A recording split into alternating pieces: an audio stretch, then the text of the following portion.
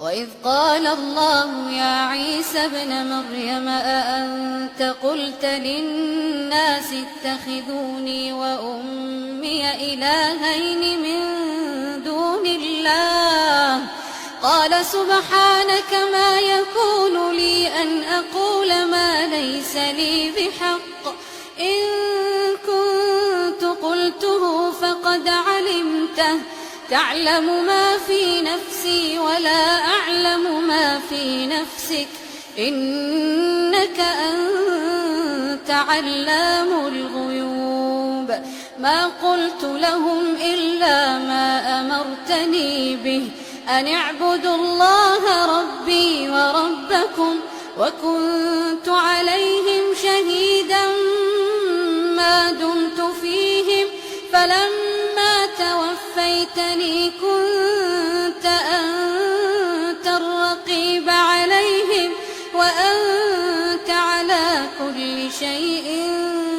شهيد ما قلت لهم إلا ما أمرتني به أن اعبدوا الله ربي وربكم وكنت عليهم شهيدا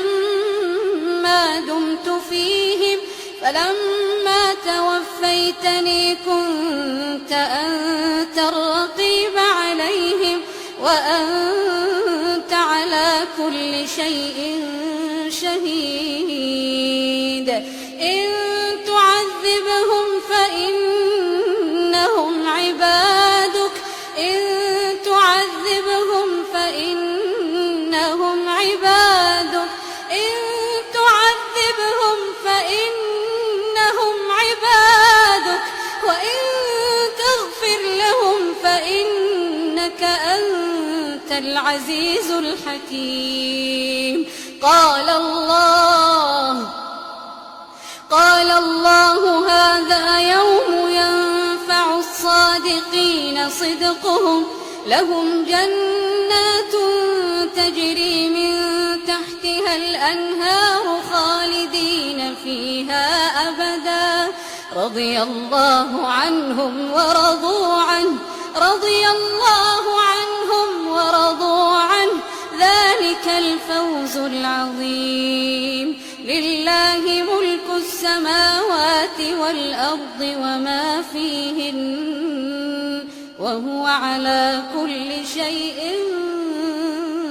قدير